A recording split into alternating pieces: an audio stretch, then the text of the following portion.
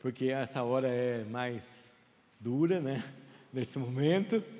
A gente vai trabalhar um pouco com a ideia de como se preparar e como apresentar uma aula nessa abordagem.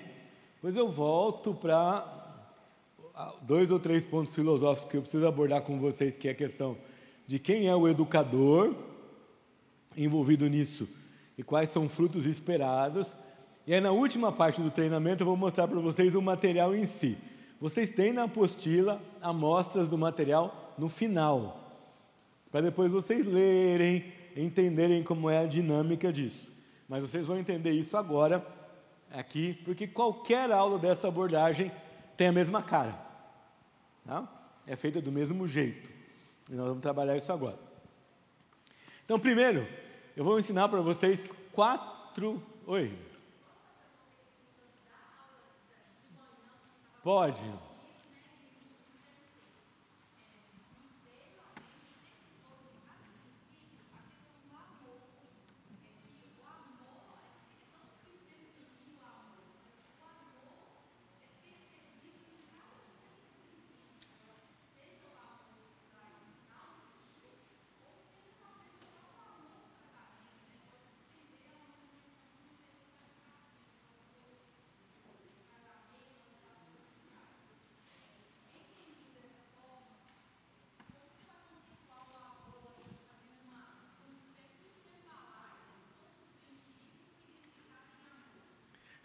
Você respondeu, você perguntou e você já respondeu a sua pergunta.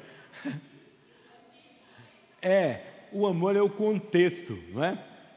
E se você localizar cada princípio assim, pensando soberanamente, eu amo a Deus que governa tudo. Pensando na aliança, eu amo as pessoas com quem eu me alianço. Pensando na individualidade, eu amo a Deus do jeito que Ele me fez. Então, perfeito. E amo os outros independente de como eles são.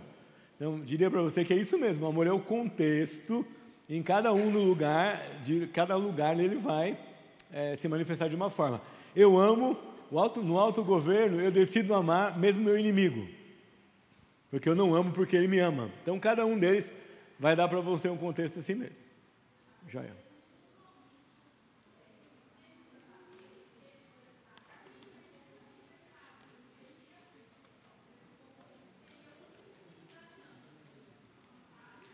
O compromisso é um requisito. O compromisso é um requisito desse princípio. Lembra que o princípio é tudo compactado. Então, para você ter aliança, você precisa de algumas coisas. Quando você fala de compromisso, você já expandiu esse princípio. Eu tenho que ter um compromisso. Esse compromisso é o quê? É o amor.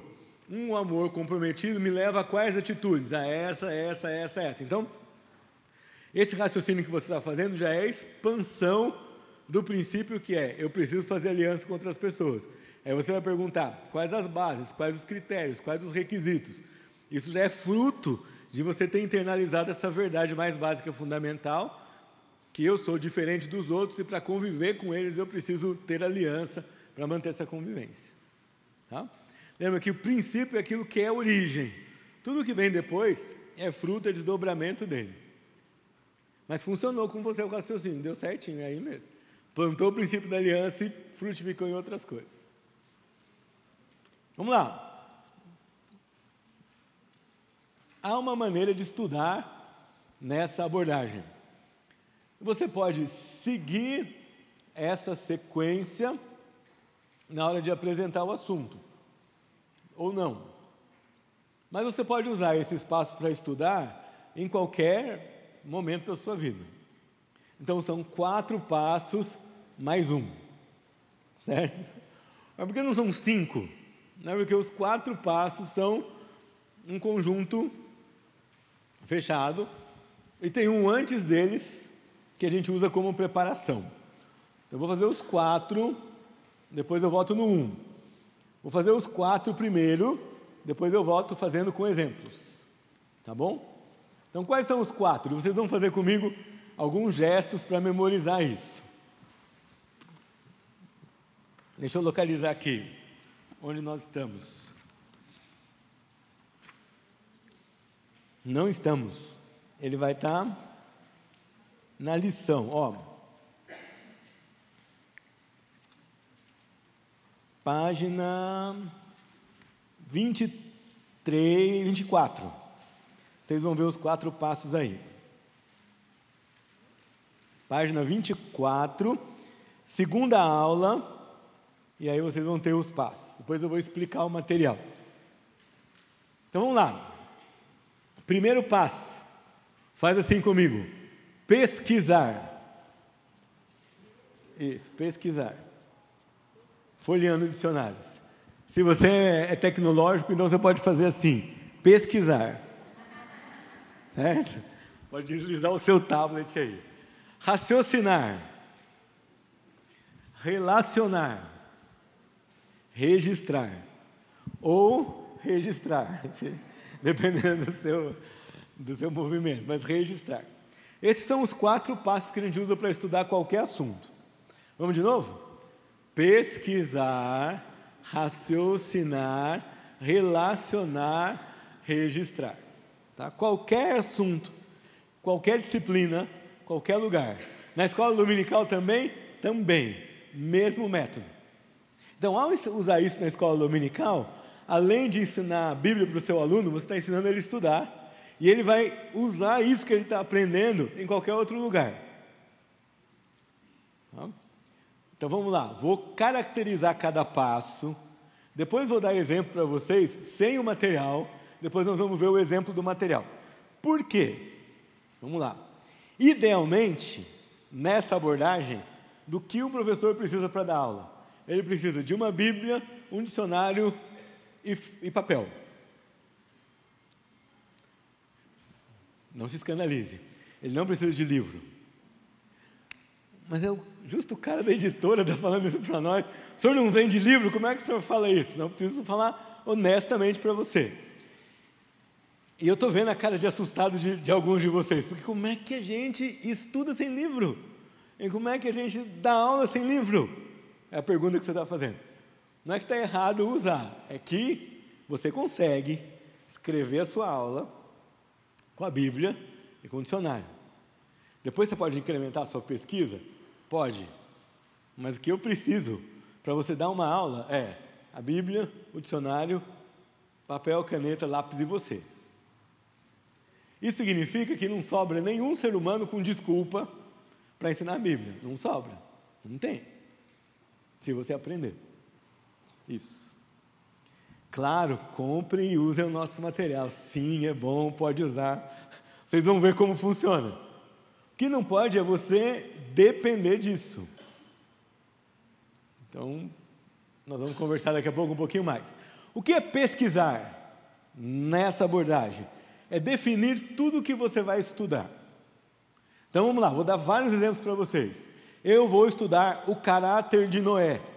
Eu preciso ler a história bíblica e eu preciso ter um glossário de todas as palavras que eu e meus alunos precisamos entender para raciocinar sobre a história de Noé. Então eu preciso definir caráter. De onde eu tirei isso? Eu não inventei antes de começar. Eu vou definir essas palavras depois que eu ler o texto bíblico. E lá eu vou ler que Noé era homem justo e íntegro. Então eu preciso definir justo, preciso definir íntegro. Lá vai dizer que ele andava com Deus. Eu preciso definir essa palavra. Como que é? Deus caminhava com ele, é sentido figurado, é sentido literal. Se é sentido figurado, como que eu descubro isso? Pois eu preciso definir arca, certo? Eu preciso definir graça, porque fala que Noé achou graça diante de Deus. Então eu vou ler o texto que eu vou dar aula, o texto bíblico, e eu vou sublinhar, vou destacar todas as palavras que eu preciso entender. Primeira coisa. Posso procurar no dicionário? Posso, deve. Vou copiar a definição do dicionário? Não. Como assim? Vou ler quantas definições eu quiser e depois vou escrever a minha definição daquela palavra. Tá? Vou procurar as fontes todas, até porque eu posso encontrar fontes que deturpam aquela palavra. Só vocês procurem casamento num dicionário que foi editado 20 anos atrás e procurem casamento hoje. Lá atrás era a união entre um homem e uma mulher. Hoje é a união entre duas pessoas. É muito diferente uma definição da outra. Então você precisa procurar as fontes e pensar, como que eu vou definir? Como eu vou definir justo? Como eu vou definir íntegro? Como eu vou definir andar com Deus? Porque é uma expressão que está ali. Como eu vou definir graça? Como eu vou definir arca? Como eu vou definir dilúvio? Eu preciso entender, ter clareza que eu entendo todas as palavras do texto que eu quero estudar. Tá, pastor, e se eu não estou estudando um texto bíblico? E se eu estou estudando um assunto? Então eu quero estudar obediência aos pais. Mesmo processo. Você vai definir o que é a palavra obediência, você vai definir o que é a palavra pai. Ah, mas eu não preciso definir a palavra pai. Eu já sei. Vai procurar e vai pesquisar assim mesmo. Você pode se surpreender com o que você vai descobrir com palavras que você supõe que entende tudo o que ela significa. A diferença é, se você está lidando com um texto bíblico, as palavras que você vai pesquisar já emergiram do texto bíblico.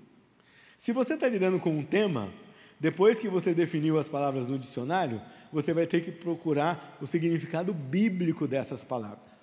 Então, definir obediência no dicionário, definir paz no dicionário. Qual o significado bíblico de obediência? E qual o significado bíblico de paternidade e maternidade? Então, eu vou comparar o meu estudo bíblico com o estudo que eu fiz da definição das palavras. Ficou claro isso? Pesquisar é delimitar o assunto que eu vou estudar, construir um glossário que me permite ensinar e aprender aquele assunto. Eu quero estudar, o meu filho está vendo na escola região sudeste do Brasil, certo? Então eu vou definir as palavras, o que é região, o que é sudeste, tudo que vai aparecer ali para a gente entender esse conceito, mas depois eu vou buscar palavras bíblicas. Pastor, não tem sudeste na Bíblia, não tem Minas Gerais na Bíblia, não é? Não está escrito lá, Minas Gerais, não tem. O que a gente faz? A gente vai perguntar, do que se trata isso que eu estou fazendo? Se trata de divisão territorial. Tem divisão territorial na Bíblia? Tem, vou pesquisar as histórias que me falam de divisão territorial. Depois eu vou comparar como eram feitas aquelas divisões territoriais, como foi feita na Bíblia, como é feita hoje. Quem definiu que essa região se chama Sudeste? Por quê? Não é? Quem definiu lá as tribos de Israel quando eles dividiram o país? Qual era o objetivo lá? Qual é o objetivo aqui? Não é? Deus é que dividiu os estados? Não, fomos nós. Quando? Então nessa parte você vai tentar definir esse assunto, tanto em termos semânticos, tanto no vocabulário que você vai fazer, como biblicamente. Oi. Pode pedir para eu dar um exemplo na área de matemática. Eu vou estudar numerais. Vamos trocar em miúdos. Vou estudar contagem de 1 a 10. Tá certo? Então eu vou definir o que é número, vou definir o que é contagem, vou definir o que é algarismo. Depois eu vou procurar, aparecem números na Bíblia? Onde aparece? Aparece no relato da criação, aparece na contagem do povo de Israel, aparece na contagem do cesto da multiplicação dos pães. Eu vou pensar nessas histórias. Tá? E aí eu vou dizer o que é número, por que a gente usa hoje, como ele é usado na Bíblia também. Quais funções demonstradas nas histórias bíblicas eu posso usar? Daí o próximo passo eu vou deduzir princípios, eu vou pensar em ordem, eu vou pensar em organização, eu vou pensar em administração, eu vou pensar em mordomia, eu posso pensar em tanta coisa aqui de lucro, desperdício, baseado nesse primeiro momento em que eu estou só definindo palavras e temas. Tá? Então, você começa pouco e você vai expandindo. Tem tema que você não vai achar na Bíblia, não é? Você dá informática, tecnologia, certo? Não tem. Mas sempre tem uma grande área que esse assunto está inserido e que você vai encontrar diretrizes ou pensamentos que podem dirigir suas ideias naquele ponto. Terceira etapa aqui da nossa pesquisa. Eu posso consultar outras fontes? Deve. Mas não vai consultar outras fontes antes de você dominar um glossário do assunto e antes de você dominar algumas pistas de como biblicamente pensar sobre isso. Depois que você está armado com isso, daí você vai para outras fontes. Então vamos voltar nos nossos exemplos. Eu vou dar aula do caráter de Noé. Estou direto na Bíblia. Então já vou matar 2 coelhos com uma cajadada só. Eu vou procurar as definições, o significado já está no contexto bíblico para mim.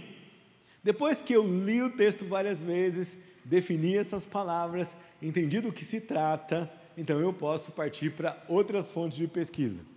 Daí eu vou procurar comentários e dicionários bíblicos.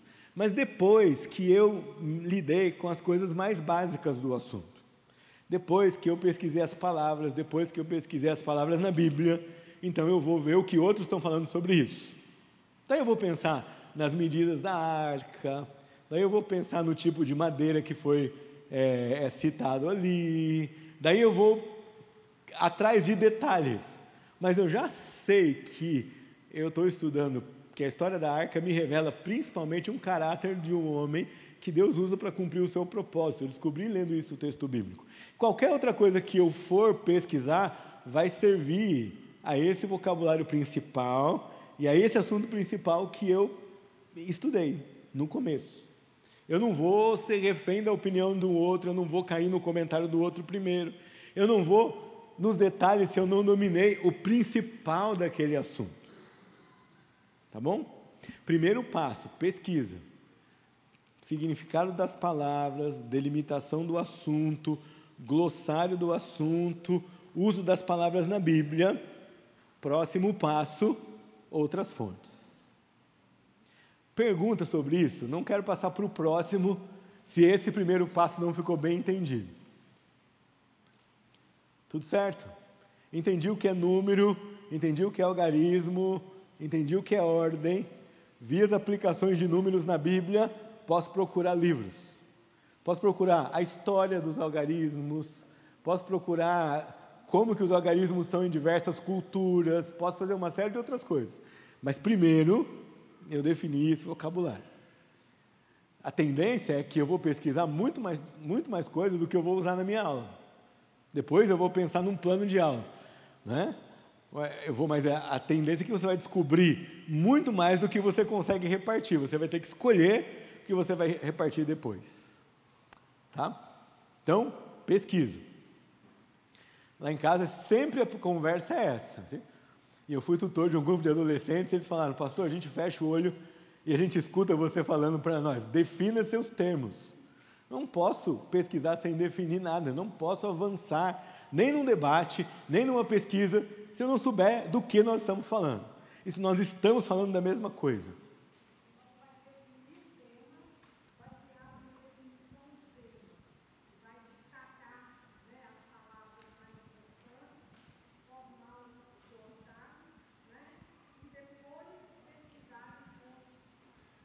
Exatamente isso.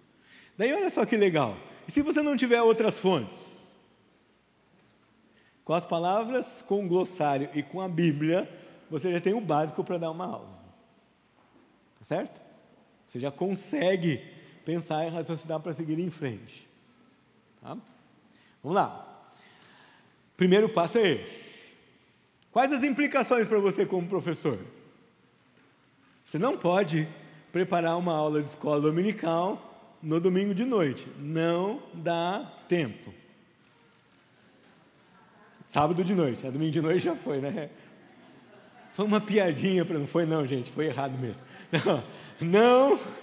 Não dá tempo. Tá certo? Você precisa começar a internalizar isso dentro do seu coração desde o começo da semana. Nossa, pensando assim, então é bom ter 2 professores, né?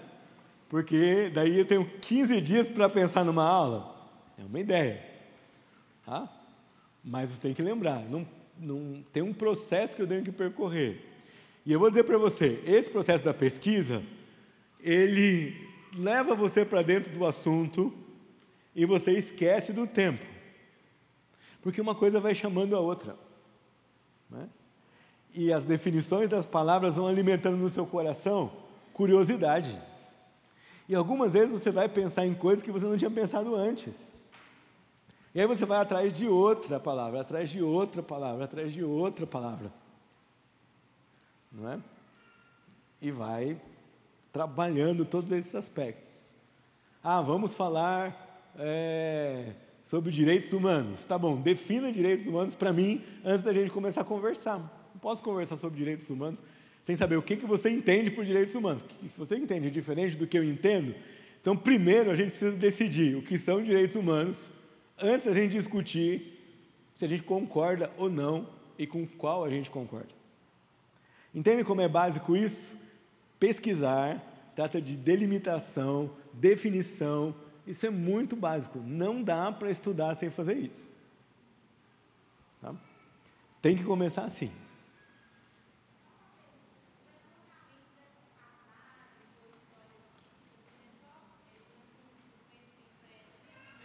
O levantamento das passagens ou histórias bíblicas é só o conhecimento prévio mesmo? Não.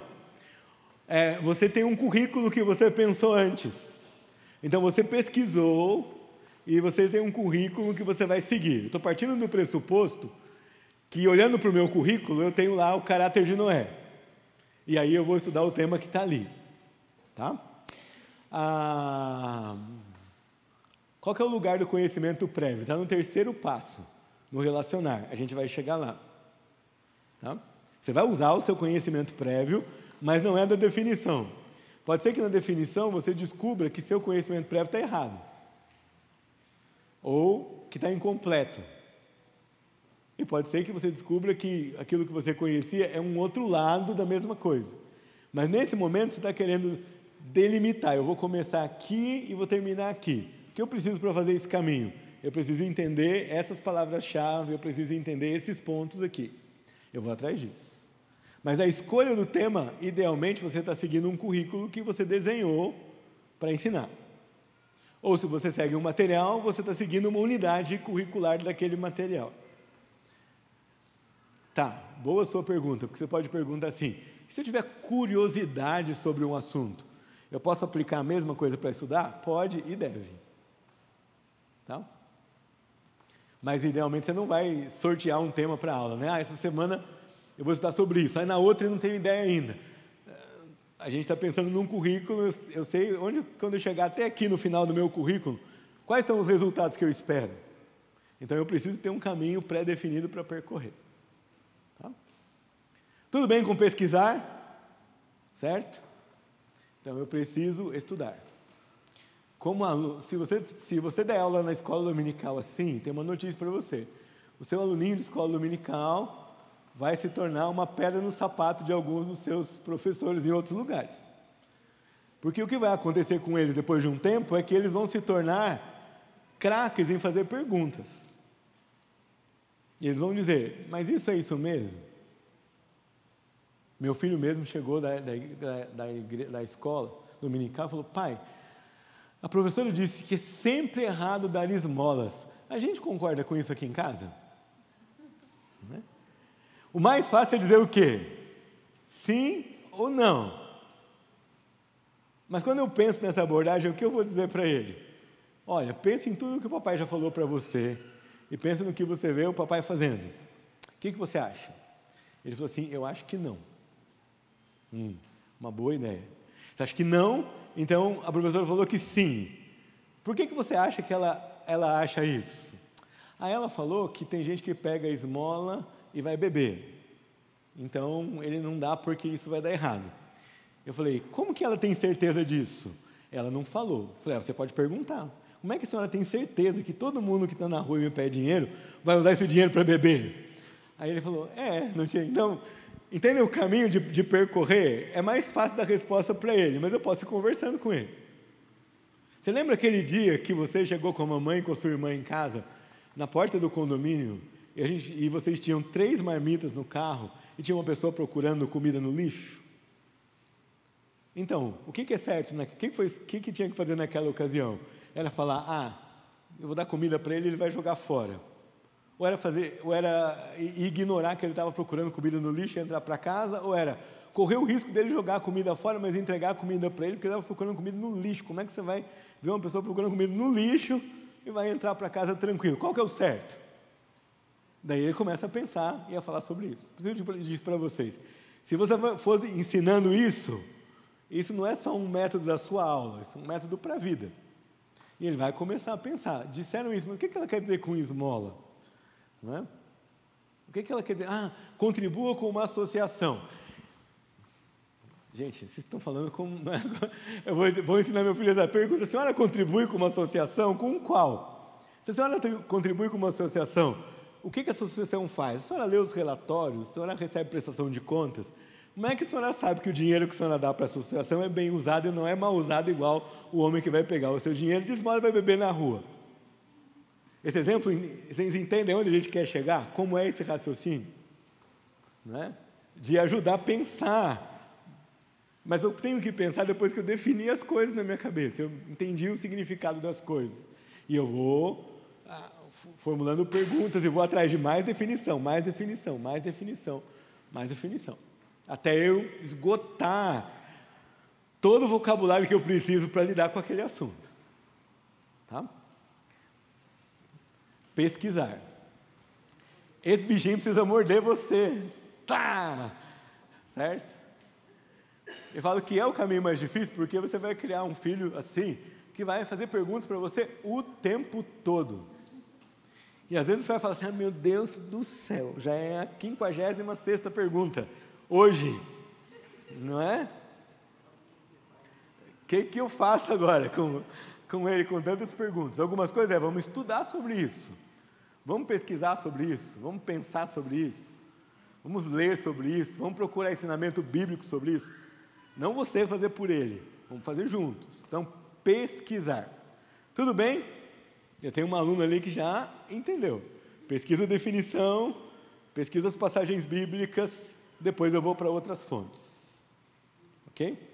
Então eu preciso de dicionário, e é bom ter a Bíblia, e se você tiver na mão uma chave bíblica. Todo mundo aqui sabe o que é uma chave bíblica? Não tem mais em livro hoje. Uma chave bíblica, antigamente, era um livro que dizia para você onde cada palavra da Bíblia ocorre. Então, você ia lá procurar amor, aí tinha uma lista de versículos com a palavra amor. Você ia procurar espada, tinha uma lista de versículos com a palavra espada. Não tem mais esse livro hoje, era uma lista telefônica enorme assim. O melhor delas era a concordância bíblica de Strong's, porque ela numerava as palavras. Então, se a palavra no original mudava, ela mudava o número. Então, se você pesquisava uma palavra e tinha 3 números, você sabia, eu estou pesquisando uma palavra em português, que são 3 palavras diferentes em hebraico, ou grego. Aí você podia pesquisar pelo número, aí você sabia por aquele número que você estava realmente pesquisando a mesma palavra na língua mãe da Bíblia. Tá? Então, isso você tem hoje eletronicamente falando. Então, as Bíblias online aí da vida, os programas de estudo bíblico, trazem isso para você. E a concordância de Strong's está aí na internet também, majoritariamente em inglês e espanhol. Tá? Mas nada do que você não consiga pesquisar uma palavrinha em inglês e colocar ali e descobrir as passagens bíblicas para estudar. E quando vem as passagens bíblicas, você escolhe comparar com o português. Aí vai vir em português do ladinho para você. O fato é que se você se tornar um professor pesquisador, tem muito poucas barreiras que vão parar você. O seu hall de desculpas vai morrer. Eu me viro. Eu uso tradutor, eu pergunto para alguém, eu vou atrás, eu compro um dicionário, eu uso o Google Lens, eu me viro. Aí não tem negócio que vai me parar. Certo? Eu não sei, eu não tenho, baboseira. Tá? Eu vou atrás e eu vou fazer. Porque eu quero estudar, porque eu quero pesquisar, porque eu quero aprender, eu quero ensinar. E eu vou passar com o rolo compressor no que tiver na minha frente, mas eu vou conseguir. É uma, como a gente podia chamar disso? É uma santa teimosia? Não é bem teimosia, deve ter uma outra palavra melhor. Insistência, perseverança, não é? É o princípio do autogoverno. Eu decidi que eu vou pesquisar, e eu vou mesmo. Certo? Então, o primeiro passo é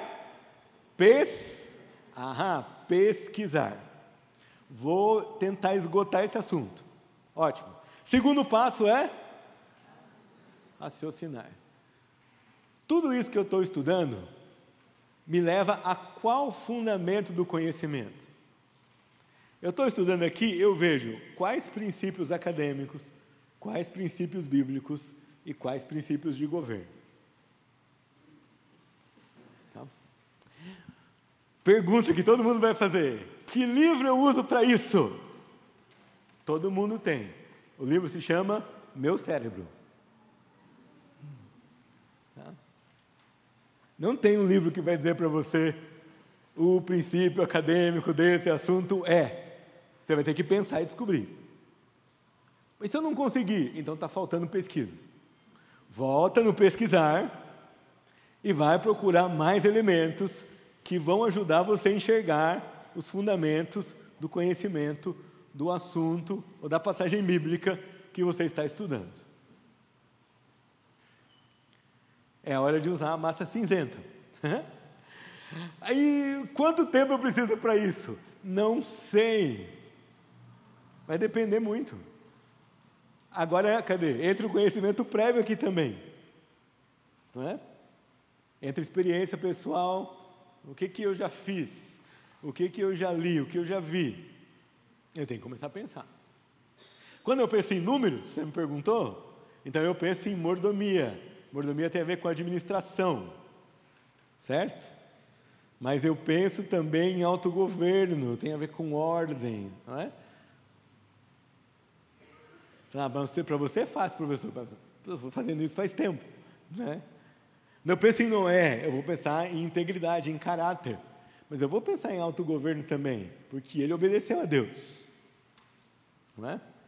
Eu vou pensar em aliança, porque ele foi com a sua família, e sua família o apoiou naquele projeto de construir a arca. Eu vou pensar em autogoverno ao contrário, porque no capítulo 9 de Gênesis, ele não diz não para o vinho, e quando falta autogoverno, ele traz consequência para ele e maldição para os seus filhos. Então, percebe que, seja qual for a coisa que eu vou trabalhar, eu vou chegar nisso. Nos números eu tenho o princípio acadêmico da matemática da ordem, do algarismo e como esse movimento na reta das ordens me faz pensar nos números e na organização deles. É um princípio acadêmico dali. Não é? Eu tenho um princípio bíblico em alguns versículos que falam sobre contar os dias, que falam sobre contar o dinheiro, né, e uma série de outras coisas que vão aparecendo ali no texto bíblico para mim.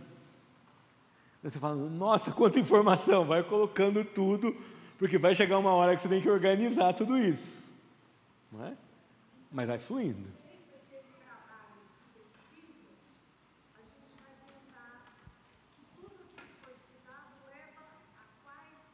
Fundamentos, a quais princípios? Isso, a quais princípios? Ainda não estamos preocupados com a aplicação, porque o princípio é que vai levar você para a aplicação. Você está preocupado assim, eu fiz a pesquisa, ela é desse tamanho. Quando eu vou pensar por princípios, eu vou fechando, vou dizer qual é a origem dessa informação, qual é a origem, qual é a causa. E aí a minha pesquisa vai fazer assim, um funil. Quando eu cheguei aqui embaixo, eu tenho 2, se você achar 10 princípios, está errado, não pode ter tanto assim, porque é fundamento, é para ter menos, é para ter pouca coisa. Então, eu afunilei, eu vou descobrir ali 1, 2, 3 no máximo, princípios ou bíblicos, ou acadêmicos, ou de governo. Pensando naquele assunto, a partir dos princípios, depois eu vou chegar em aplicação. Eu vou dar só um exemplo para vocês entenderem melhor. Noé desenvolveu o caráter que Deus tinha para ele, eu vejo isso porque o texto fala que ele era justo e íntegro. Então eu chego no princípio do caráter. A aplicação desse princípio é, eu tenho que desenvolver integridade e justiça com o meu próximo e com Deus e com minha família, aí você está aplicando, mas isso é lá para frente, não é aqui ainda. Agora eu estou preocupado em identificar quais são os fundamentos desse conhecimento que eu vou trabalhar na minha aula para levar os meus alunos, a partir desse fundamento, a pensar em várias coisas que eu já descobri na minha pesquisa prévia, a raciocinar sobre aquele assunto, a compreender aquilo. Pode acontecer desses passos ocorrerem simultaneamente enquanto você estuda? Pode. a gente estuda um atrás do outro para oferecer para vocês uma compreensão didática disso. Mas tem hora que você vai estar pesquisando e você vai pensar numa aplicação. Anota ali do lado para você testar essa aplicação com os princípios deduzidos depois. Tá certo?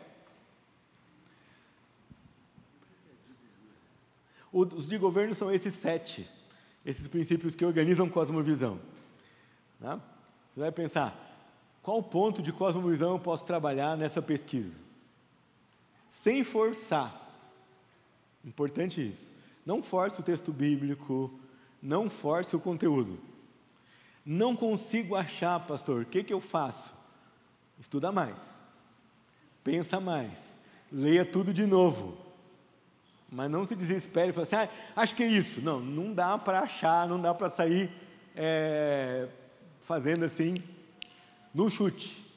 Precisa ser fruto de reflexão e pensamento. Mas eu prometo para vocês, quanto mais você fizer, quanto mais vocês praticarem, mais fácil fica. Nunca é muito fácil. Se fosse muito fácil, você podia falar assim, né? Lembre o que eu falei anteriormente? Estuda resultados de esforço e trabalho. Então, vai custar alguma coisa para você sempre. Tá? À medida que você pratica, fica mais fácil, porque você está fazendo mais vezes. Então, voltando. Pesquisei, delimitei o assunto, olhei na Bíblia, olhei de preferência as fontes primárias, vi outras pessoas que já falaram sobre o assunto, eu tenho um montão de coisas na minha mão. Agora eu vou falar quais os princípios bíblicos que banham esse assunto. Há princípios acadêmicos aqui, há princípios de governo, de cosmovisão aqui, beleza. Então agora, eu tenho que tentar sintetizar isso tudo numa ideia. Eu chamo essa ideia de ideia guia.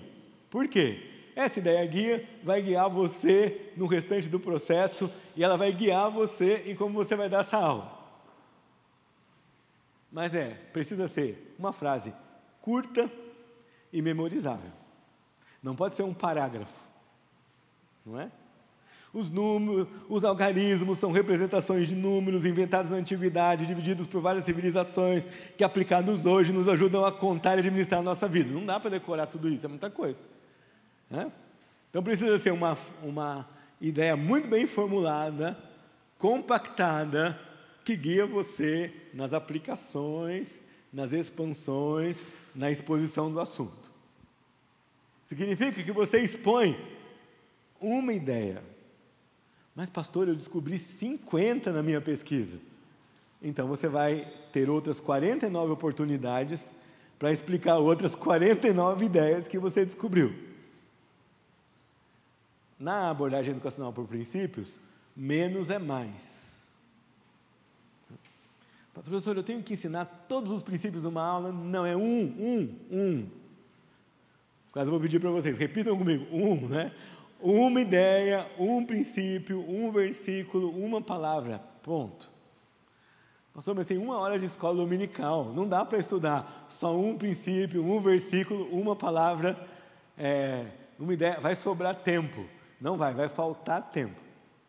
Pode ser que no começo, se as crianças não estão acostumadas a participar, você passe um apertozinho e tenha que falar mais. Mas depois, você vai falar assim, puxa vida, não dá.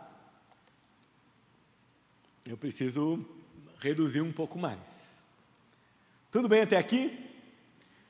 Deduzi princípios, raciocinei e construí uma ideia guia. Qual é o objetivo da ideia guia? É ligar o princípio, que é abstrato, a algo concreto, que todo mundo pode perceber. É ficar claro causa e efeito. É ficar clara essa relação de interno e externo. Certo? Então, Noé, se eu vou trabalhar com o princípio do caráter, eu posso criar uma ideia guia dizendo assim, desenvolvo o caráter de Cristo quando obedeço a meus pais. Em cima disso eu vou explicar a vida de Noé, vou explicar a obediência dele a Deus, e vou trabalhando essa questão até chegar na aplicação. Embora eu anuncie uma aplicação, eu não explico isso logo de cara. Eu vou conduzir as crianças a concluírem isso com base em tudo que eu vou oferecer nela. Mas é essa ideia que está na minha cabeça. Tá? É essa ideia que vai me orientar na minha aula. É essa ideia que vai orientar em quais atividades eu vou planejar para fazer com as crianças durante a aula, ou com os jovens, ou com os adolescentes durante a aula. Recapitulando, pode falar. Não, pode falar.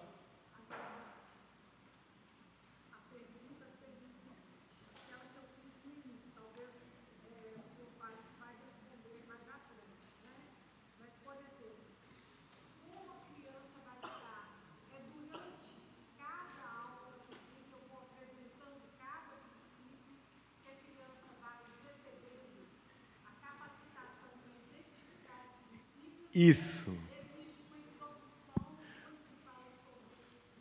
Não. E sim. As duas coisas funcionam.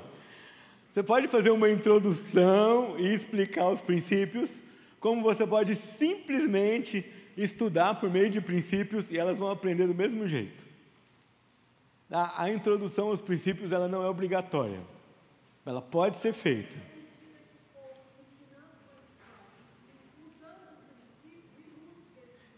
Isso. É assim que funciona. É meio difícil de acreditar no primeiro momento, às vezes, mas funciona. Funciona. O professor precisa estudar, certo? Então, assim, onde eu estudo mais sobre princípios? Já tem literatura para isso. A gente precisa estudar para entender e para desenvolver isso. As crianças vão aprender conosco, à medida que você faz esse exercício de pesquisa e de raciocínio com elas. Não vão aprender se você chegar e dizer assim para elas: hoje vamos estudar o princípio do caráter. Pronto, aí não dá certo. Porque não é assim que faz. Ela vai chegar, ela vai concluir com você o princípio do caráter depois de exposta a pesquisa que você fez.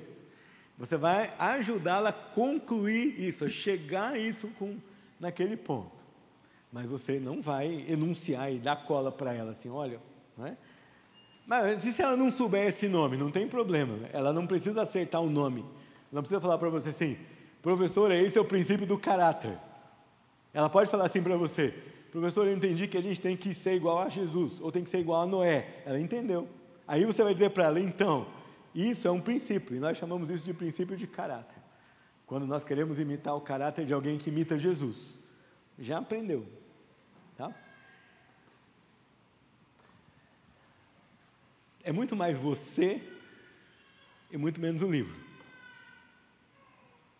E eu vou dizer para você: você é o livro que a criança vai ler durante a aula. E você é o currículo vivo de quem ela vai receber a instrução. Agora, apertei sem abraçar, não é? Mas é isso aí. Mimético. É que a nossa educação é toda teorética, não é? A gente não concebe assim: como é que eu vou praticar uma coisa, eu vou praticar um negócio e ninguém me ensinou, e ninguém me falou, como é que eu faço? Sempre essa pergunta está diante de nós. Aqui a gente vai expor a Bíblia, vai expor os fundamentos do conhecimento e vai aprender com o aluno e o aluno com você. É reflexivo. Eu aprendo, isso reflete nele. Ele aprende e devolve para mim. Eu reflito e devolvo para ele. E assim a gente vai aprendendo e ensinando juntos. Conduzindo o pensamento desse aluno. E não oferecendo para ele coisas prontas. Ao mesmo tempo, não deixando esse aluno sozinho, porque ele não pode aprender sozinho, ele ainda não está pronto para aprender sozinho. Não é uma questão de capacidade, é uma questão de maturidade. São duas coisas diferentes. Muita capacidade sem maturidade é desastroso. Não é? O menino não está pronto ainda, ele precisa amadurecer para usar uma grande capacidade para fazer coisas inéditas e inovadoras no futuro. Mas nós vamos, é como se fosse uma peregrinação. Você já fez essa peregrinação antes. Agora você vai fazer a mesma peregrinação com o seu aluno. É um peregrino mais experiente, discipulando e ensinando. Um peregrino menos experiente, com o guia na mão, mas também compartilhando aquilo que já aprendeu, tendo experimentado aquilo primeiro. Tá? Pesquisei, raciocinei. Pesquisei com a Bíblia, o dicionário, livros, depois outras fontes acadêmicas. Raciocinei. Como é que chama o livro do raciocínio? Meu cérebro. pensei, refleti, escrevi, testei, mostrei para outra pessoa, pastor, o senhor concorda? Ele, não, está errado. Não fala a resposta, eu vou pensar de novo. Penso de novo. Trago e mostro para ele mais uma vez. E agora? Ele vai olhar, está mais perto. Não me conta a resposta. Eu volto lá e... Você vai ter que fazer uma outra mudança de paradigma, que é sentir alegria em descobrir pelo processo de pesquisa, e não sentir alívio em descobrir porque alguém deu todas as respostas para você. Não é isso que a gente quer. Tá bom? Então, pesquisar, raciocinar, pensar, deixar toda aquela verdade tomar conta de você. A gente chama isso em educação por princípios e em educação clássica cristã de momento eureka. Sabe que o momento eureka você não planeja, você não sabe quando ele vai acontecer. Em inglês eles chamam os livros isso de Pentecostal Moment. É quando a gente traduziu, a gente falou assim, para ninguém ficar de fora, nós vamos colocar momento eureka. Por quê? Você não controla isso. Sabe o que vai acontecer? Seu filho veio na aula de escola bíblica, ouviu, estudou sobre Noé, na abordagem por princípios. Vocês voltaram para casa, vocês continuaram conversando sobre isso. Daí tem um belo dia, na hora da devocional em família, antes de começar ele vai falar assim, ahá, você fala assim, o quê?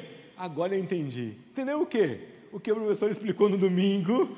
Que domingo? No retrasado. Mas já passou 2, agora que você entendeu, entendi. Porque aquilo está ali, fazendo volta na cabeça dele, e você não controla quando ele vai ter esse momento assim, de, puxa vida, era isso, é isso, olha só, que ideia legal, agora acendeu uma lanterna, um holofote na minha mente. Tá? Aconteceu com você já, certo? De repente você vai olhar e fala assim, é disso que aquele homem que veio aqui aquele dia em Valadares estava falando, finalmente eu entendi, não é?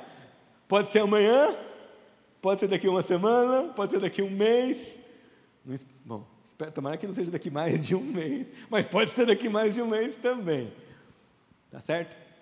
Acontece isso, mas lembra, o método pressupõe o mimetismo, a imitação, a convivência,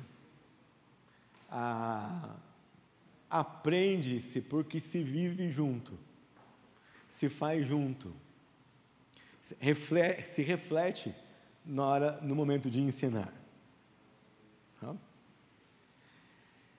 Segurando essa pressa que nós temos no coração.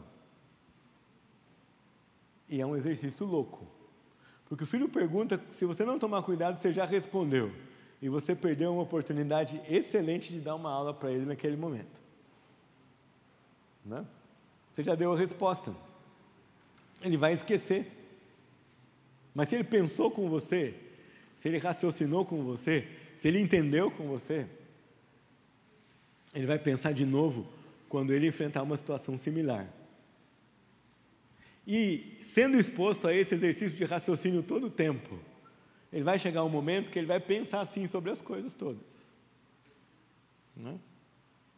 E ele vai olhar assim para o sermão do pastor, ele vai olhar assim para as palestras que ele assistir, ele vai olhar assim para aquilo que você vai falar em casa para ele, e outras coisas mais. Primeiro passo é... Não me assusta não, gente. Primeiro passo é... E segundo passo é... Terceiro passo é... relacionar. Agora chegou a aplicação.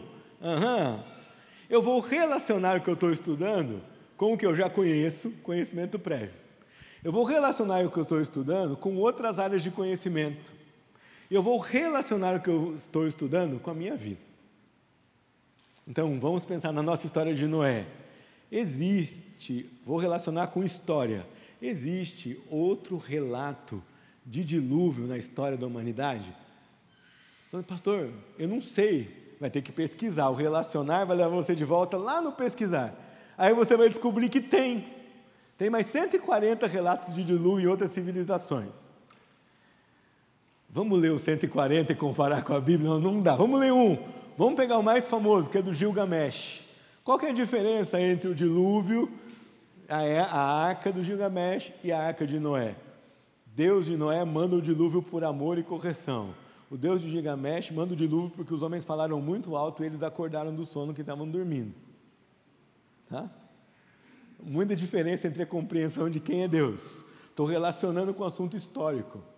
Mas seu filho pode perguntar para você, e você pode relacionar isso à geografia. A arca parou no Monte Ararat. Ainda existe esse monte?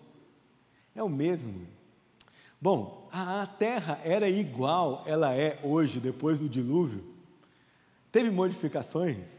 Como ela era? Estou relacionando, já estou aplicando. Mas você não está falando sobre Noé. Não, eu ainda estou no entorno, porque eu tenho perguntas de aplicação prática nessa história que eu estou estudando agora. Bom, eu posso aplicar isso na minha vida. Noé foi obediente e íntegro entre os seus contemporâneos e ele construiu a arca contra todas as evidências. Como você pode ser justo e íntegro hoje entre os seus contemporâneos? O que você vai fazer para obedecer a Deus mesmo sem evidência? O que é ser justo hoje? Como outras pessoas podem notar que você tem o caráter de Cristo? Quais são as coisas que você faz para elas pensarem isso? Daí eu estou chegando na aplicação para a minha vida. Tá certo? O relacionar pode me levar de volta para o pesquisar, que pode me levar de volta para o raciocinar, que pode me levar de volta para um novo relacionar.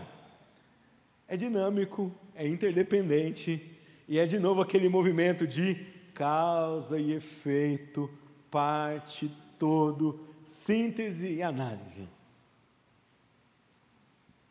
Está mais claro? Vamos voltar aqui na historinha do Noé. Com que mais eu posso relacionar o Noé?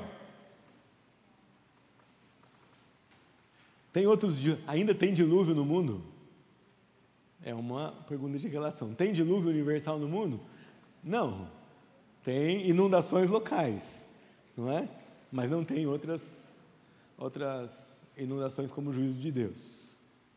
E a partir daí eu posso ter inúmeras outras perguntas que têm a ver com aplicação, que vão me levar de volta à pesquisa, não é? Como era a arca? Qual era o formato? Qual era o tamanho? O que cabia na arca? Como ela navegava? A arca de Gilgamesh era um cubo. Pega um cubo e põe na água. Ele para, ele vai ficar girando. Então ela fez milkshake de gente com animal, não é? A arca de Noé era estável. Ela navegava. Como que isso funcionava? Tá? A gente visitou nos Estados Unidos a réplica da arca de Noé. É uma das coisas mais incríveis que você pode fazer na vida, não é? Se você um dia for, não vai na Disney, vai vai na réplica da Arca de Noé. É incrível, simplesmente incrível. Emocionalmente, espiritualmente, conceitualmente falando, tudo que você pode explorar naquele museu que refez a arca em tamanho natural. Sensacional. Tá? Tem muitas aplicações. Quase sempre, quando você fala de Noé para crianças, você vai ter uma pergunta. Quase sempre. Qual é a pergunta que você vai ter? Ô tio, ô pai, ô pastor, e os dinossauros? Garanto para você, isso é o relacionar que elas vão fazer. Onde eles estavam? O Diplodocus era tão alto que se ele levantasse o pescoço e ficasse na ponta do pé, ele punha a cabeça para fora da água do dilúvio. Isso aconteceu. As crianças vão imaginar uma série de outras coisas. Tudo bem, ouça todas essas coisas e faça essas crianças pensarem. Vamos voltar para o texto bíblico? O texto bíblico diz que sobrou algum animal vivo? Não. Então, se tinha dinossauro aqui, ele podia ser do tamanho que ele fosse. O que aconteceu com ele? Segundo a história da Bíblia, ele morreu. Morreu na inundação. Morreu no dilúvio. Tudo bem até aqui? Pesquisei, raciocinei, relacionei. Qual o último passo? Registrar. Você fala assim, nossa, mas até agora eu não escrevi nada. Não, escreveu. Claro que você escreveu. A menos que você tenha uma mega, super, looper, hiper memória, você tem que estar anotando tudo isso que você está fazendo. Eu não tenho. Se eu não anotar, ela vai fugir aqui da minha cabeça. Eu preciso escrever isso. Então, o que é o registro? O registro é o grande finale do seu tempo de estudo. Terminei. Vou escrever uma lição para usar na escola dominical com os meus alunos. Vou compor uma música sobre Noé. Vou escrever uma peça teatral, mostrando os ensinos que eu aprendi aqui. Vou fazer essa peça com as crianças. Vou escrever um ensaio. Vou escrever um texto sobre os dilúvios e a arca e a probabilidade da arca navegar.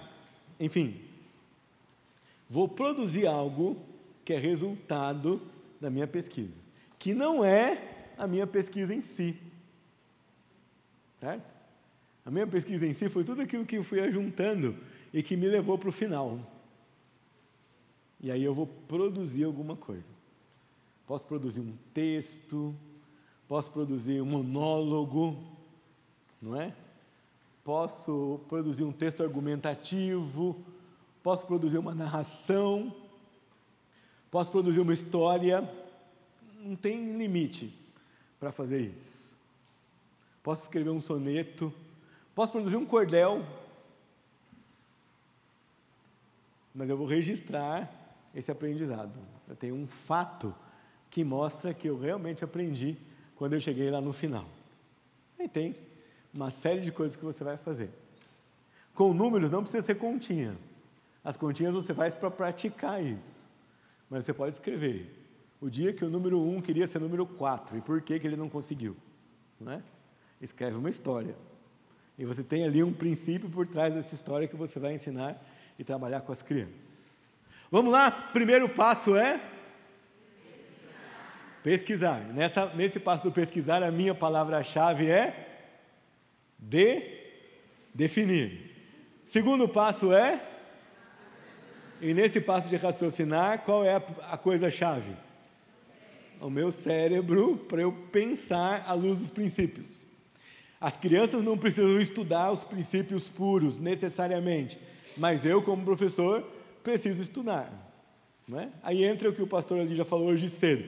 Eu preciso ter um bom conhecimento de doutrinas bíblicas, eu preciso ter um bom conhecimento de panorama bíblico, e eu preciso ter um bom conhecimento dos princípios de governo. Aqui entra o meu conhecimento prévio, no meu preparo. Tá? Terceira coisa é o relacionar. Vou pensar em aplicações, preciso ser criativo e abrangente nessa hora. Lembra bem, tá? Quando eu estou falando de aplicação, nem sempre eu estou falando de aplicação prática, mas eu estou falando de aplicação daquele conhecimento, ou na prática, ou em outra área de conhecimento. Eu posso chegar à prática, mas eu estou relacionando com várias outras coisas. Uma relação pode me levar a um novo estudo. E a minha pergunta sempre é de causa e efeito, ou se tem algo semelhante, ou se tem algo diferente. Como isso se encaixa na linha do tempo, né? Cronologicamente, onde isso está? A gente vai fazendo várias dessas relações e raciocinando tudo isso. Vocês vão dizer, pastor, tem muito mais ferramenta para encaixar nessas pesquisas? Tem muito mais ferramenta. Que vocês vão aprender, tenham calma, tenham paciência. A gente não aprende tudo num dia. Você vai falar assim, esse curso tinha que ser 3 dias. Se fossem 3 dias, chegar no 3º dia, vocês iam dizer assim, foi pouco tempo, sempre. Por quê? É um início de uma jornada. Então, experimentem primeiro os 4 passos, muito bem experimentados. Depois vocês vão encontrar outras ferramentas para ajudar a desenvolver isso. Eu vou mostrar mais algumas para vocês daqui a pouco. Terceiro, 4º passo e último é registrar. Tenha a ambição de produzir. Rechace a ideia de depender do que os outros fizeram. Produza. Produza lições, produza textos, produza livros, produza blogs, produza sites, produza pesquisas, produza arte. Produza com cosmovisão cristã. Sonhe, almeje, deseje, eu quero ser produtor, não quero ser só consumista. Tudo bem, você pode ler o que os outros escreveram, pode achar bom o que outros produziram, pode usar o material que a gente faz, não tem nenhum problema. Só não pode se contentar só com isso, não é? Queira mais. Tem tanta coisa para estudar. Só perguntar aqui, alguns temas para vocês verem que a gente não estuda. Quem aqui já estudou patriotismo à luz da Bíblia? Tem? Tem. Não é? Economia à luz da Bíblia. A gente tem na ESEP um curso de cosmovisão. Toda vez que a gente chega no módulo de economia, os alunos sempre falam, nunca tinha pensado nisso, nunca tinha pensado nisso, nunca tinha visto essa explicação. Nunca tinha parado para pensar nesse jeito de ver as coisas. Alguns falam, esse cara que escreveu esse livro é maluco. Né? Mas a gente precisa sair do lugar comum, gente. Começar a pensar como é que a gente avança nisso, raciocinando, internalizando, refletindo nos assuntos que nós estudamos. Olha, isso tudo está aqui nesses exemplos que você tem no final. Então, para vocês se localizarem, abra comigo na página 17. Deus criou tudo, é uma lição para crianças de 4 anos, tá certo? Então você tem aí, olha, o preparo, os objetivos, a inspiração, eu já vou falar para vocês disso, e depois o versículo-chave. A explicação do versículo-chave para você, professor, lá no pé da página, a palavra-chave e a ideia guia. Aqui nesse material, a gente já dá uma ideia guia para você, tá? Deus criou do nada todas as coisas. Quando observamos o que Ele fez, podemos admirar e dizer, muito obrigado, Deus. Ferramenta da EP, eu vou mostrar para vocês daqui a pouco. E os recursos que você precisa. Sempre nesse material, você vai ter 2 aulas. Uma aula, você prepara o terreno. E aí, eu já respondo, você já tem a resposta da sua preocupação, como é que as crianças se preparam para isso. A primeira aula da lição, você prepara o terreno. Você vai dar para ela conteúdo que talvez ela não tenha ainda. Você vai pensar com ela nos pré-requisitos para chegar nos princípios, não é? E na segunda aula do material, você vai percorrer os 4 passos. Aí olha comigo no 20, página 20. Oração, essa é a aula, na página 21. Investigando na Bíblia e no dicionário. 2, raciocinando por princípios. Tem aqui o raciocínio para você fazer. E tem uma brincadeira para você conduzir as crianças a esse raciocínio. 3, relacionando com a vida. Ok? E 4, registrando o que aprendeu. Como uma criança de 4 anos, o registro sugerido aqui é um desenho. Tá? Um desenho que tem a ver com a aula.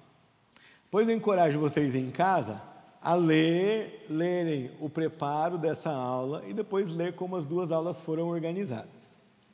Tem uma coisa que eu posso garantir para você. Depois as professoras que usam o material podem comprovar. Se você usar esse material, aprender a palavra constantemente, você aprende a usar a abordagem educacional por princípios. Estou certo? Está lá, gente. 1, 2, 3, 4, 5 confirmações. Você aprende. Qualquer um desses volumes aqui que você tomar na sua mão. Opa, esse aqui não. Qualquer um desses volumes que você pegar aqui, você vai aprender a lidar com isso. Vou mostrar para vocês agora, no slide rapidamente, como o material é organizado para vocês entenderem melhor. Tá? Então, são lá 2 aulas de 50 minutos, 30 semanas. Tem 52 domingos, dificilmente você consegue usar 2 livros desses na escola dominical. Porque esse é o planejado. Dificilmente você vai conseguir ficar só nas 30 semanas. Algumas aulas são mais compridas, você vai querer extrapolar isso. Tá? Então, praticamente é quase um material anual. Porque vai ter especial, aniversário da igreja, conferência missionária, visitante de não sei mais o quem, o dia da mãe, tal. Quando você pega esses domingos todos, não sobra 52. Férias, não é? Mais ou menos você organiza isso tudo em 30, 35, 40 domingos. Muito bem, vamos lá. Depois, fizeram esse slide para mim com uma transição muito lerda. Se sou eu, não eu ponho essa transição, sabe? Porque ela demora muito para ir e voltar. Como que funciona esse material? Primeiro, nós começamos uma aula com inspiração. O que acontece, gente? A criança chega na igreja toda agitada, não é? Acordou cedo, acordou atrasada, a mãe ficou irritada, brava, já deu um monte de bronca nela, ela já chega aqui chateada com a mãe dela e tal. Não dá para você sentar a criança na sala e começar a falar de Deus para ela, não é? Você precisa ajudar ela a acalmar o coração, a cabeça. Então a gente usa inspiração. Inspiração é motivar essa criança a começar a pensar no assunto que vocês vão estudar. Pode usar um vídeo, pode usar uma música, a admiração de uma pintura, de uma obra de arte, uma brincadeira, uma dinâmica, mas você não chega chegando assim, todo mundo chegou, todo mundo sentou, então, hoje eu quero falar com vocês sobre Noé. Não é assim. A gente tenta unificar a sala para estar conosco. Inspiração. Usou a inspiração nessa primeira aula, nós vamos ensinar o versículo-chave. Vamos memorizar o texto bíblico, vamos explicar o versículo palavra por palavra com calma. A criança vai sair da sua sala tendo entendido o versículo todinho, certo? E aí depois vamos pensar naquele texto. Entenderam o versículo? Conseguem falar de memória? A prova de que a criança entendeu é: você consegue me explicar isso que eu acabei de dizer para você? Quem quer tentar explicar? Um levanta, outro fala. Poxa, é isso mesmo. Estudamos o versículo. Aí, nós somos uma criança de 4, 5 anos. Vai fazer isso? Vai fazer isso. É que está plantado na sua e na minha cabeça que a aula para criança pequena tem que ser muito legal e dinâmica, senão ela não vai aprender nada. A gente foi ensinado sobre isso. Mas criança pode pensar. E ela pode pensar desde pequena. Você vai ter um monte de acessórios aqui no material para isso, mas a gente quer que a criança aprenda a pensar desde pequenininha. Você vai falar com ela sobre a ideia guia. Você vai ler, você vai explicar essa ideia guia para ela, você vai fazer ela repetir essa ideia guia várias vezes e vai relacionar essa ideia guia com o versículo, porque ela surgiu do versículo. Ela foi escrita no material porque alguém estudou o versículo e escreveu essa ideia baseada no versículo. Então você vai conversar com a criança sobre isso. No material dela não vem escrito. O que ela vai ter que fazer?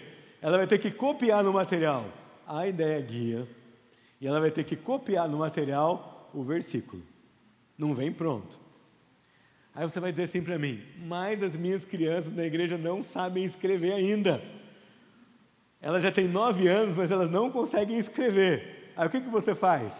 Traz um bilhetinho escrito e põe lá para ela. Ela copia em casa, ela faz esse exercício depois. Mas não é um material que vai estar tudo escrito, tudo pronto ali para a criança. Ela vai trabalhar com você durante a aula. Aí você já começa a entender porque às vezes 50 minutos vai ser pouco, você vai ter que esperar todo mundo escrever. Vai ter que ajudar todo mundo a escrever, vai ter que ajudar todo mundo a registrar o que você está conversando. Não é? O que eu faço com aquele que terminou primeiro? Você vai ter que conversar com ele sobre isso. Lembra de manhã nós vimos o princípio da individualidade. Uma das crenças da abordagem educacional por princípios é o ensino tutorial. O professor não ensina turma, o professor ensina indivíduos. Agora vai pegar fogo na sua cabeça. Eu tenho 10 alunos, você não ensina uma turma, você ensina os 10 alunos. Mas eles aprendem de maneira diferente. É por isso que você vai variar as maneiras de ensinar. Certo? Estão comigo ainda? Todo mundo acordado? Daqui a pouco vocês vão tomar café, vamos lá. Próxima coisa é a ferramenta de AEP. O que é a ferramenta de AEP?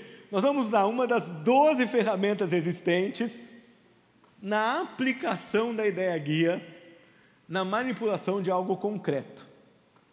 Às vezes você vai manipular uma forma em argila, às vezes você vai colorir um desenho, às vezes você vai montar um quebra-cabeça, às vezes você vai fazer uma discussão. Tem várias ferramentas que eu vou mostrar para vocês depois. No material, sempre vai sugerir alguma ferramenta para você. Então, você vai aplicar essa ferramenta na sala de aula. Depois que aplicar essa ferramenta, você vai encerrar a aula com um desafio para casa. Lembra que a educação é uma aliança entre igreja e família? A criança sempre vai levar alguma coisa para fazer em casa. Tá certo? E a próxima aula que você vai dar, você vai começar perguntando para ela quais foram os resultados disso que você fez em casa. Sim? Então, preciso dos pais junto comigo. Preciso dos pais junto comigo.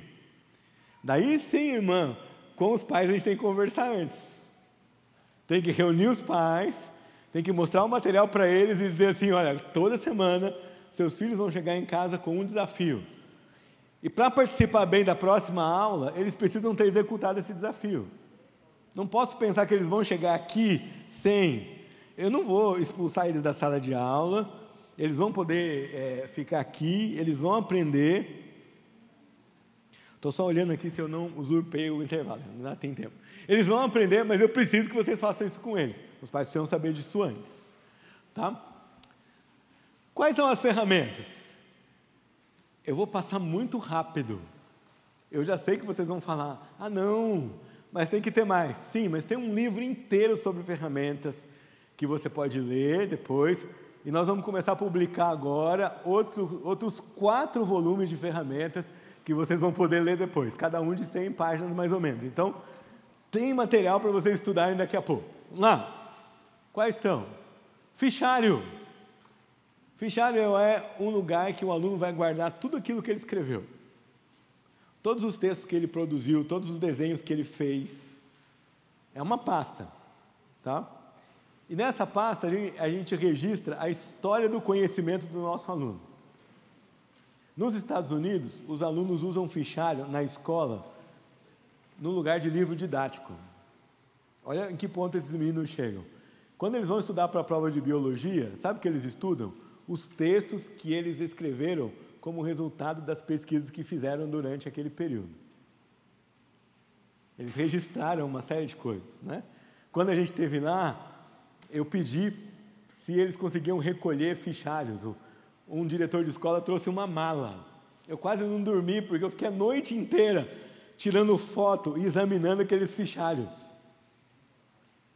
Às vezes chorando de emoção, às vezes aspirando que eu conseguisse fazer aquilo com os meus filhos e com os meus alunos na igreja, e vendo aquele tesouro armazenado nas pastas daqueles meninos. Então, e aí eu fui visitar uma escola, falar isso porque isso é incrível. Os meninos, na sala de 13 anos, era aula de ensino, formação cristã. Sabe qual era a tarefa deles? Era fazer um argumento do livro de Amós.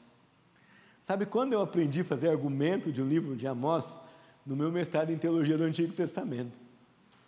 Aqueles meninos de 6º ano estavam aprendendo a dizer quem era o autor, qual era o propósito do livro bíblico, qual era o esboço do livro, qual era a teologia do livro, qual era o lugar do livro na Bíblia inteira. 13 anos, gente, 13 anos. Eles vêm lá desde pequenininhos sendo formados nessa metodologia, tá? Fichário. Constituição de classe. O que é a constituição de classe? São as leis que você estabelece com um grupo no começo do ano. Você cola isso na parede da sala e todo mundo assina. E quando você vai disciplinar a classe, alguém na classe, você vai se referir a ela. Sempre a gente começa com amar a Deus. Primeira coisa é amar a Deus, amar a palavra, amar os colegas. Daí você vai fazer as outras coisas, certo? Pedir permissão para sair, levantar a mão antes de falar, você vai determinar isso. E quando você for chamar a atenção de alguém, você vai voltar para a constituição de classe. Não é pessoal. Não é um ataque à criança. É uma reflexão com base naquilo que ela concordou, na aliança que ela fez no começo do ano com a turma e com você, assinando uma constituição de classe. Tá? Tem outras coisas por trás disso. Nós estamos aqui trabalhando com ela a ideia de Constituição Nacional, a ideia de por que existem leis e como elas são respeitadas. E qual a diferença de uma lei calcada na palavra de Deus e numa lei rebelde à palavra de Deus? Tem muita coisa por trás, subjetivamente, que as crianças vão aprendendo na aplicação da ferramenta.